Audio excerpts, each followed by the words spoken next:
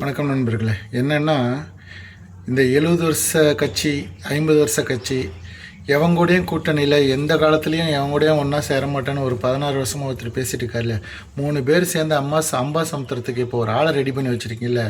இதுவே தெரியுதுங்களே.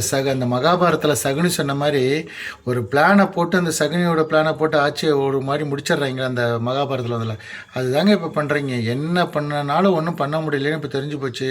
இப்போ ஒவ்வொரு ஊழலாக எடுத்து ஒவ்வொருத்தருக்கும் கேஸு ஃபைல் ஆகும்போது நீங்கள் என்ன பண்ணுறீங்க? ஏதாவது ஒன்று பண்ணி முடிச்சு விட்ருணும் இந்த ஆட்சிங்கிறது கணக்கு. எப்படிங்க இவ்வளோ நாள் இருந்தீங்க?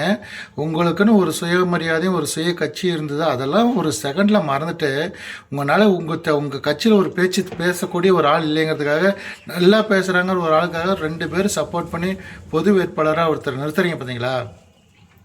அதுதாங்க அரசியல் சாணக்கியத்தனம். உண்மை சாணக்கியத்தனம் இல்லை, சகுனித்தனம் தான் சொல்லணும். சாணிக்கியன் கிடையாது, சகுனித்தனம். அதனால் இப்போ தெரிஞ்சு போச்சு, இந்த அரசியலுக்காக எந்த கட்சியும் என்ன வேணால் பண்ணுங்கிறது தெளிவாக தெரிஞ்சு போச்சு.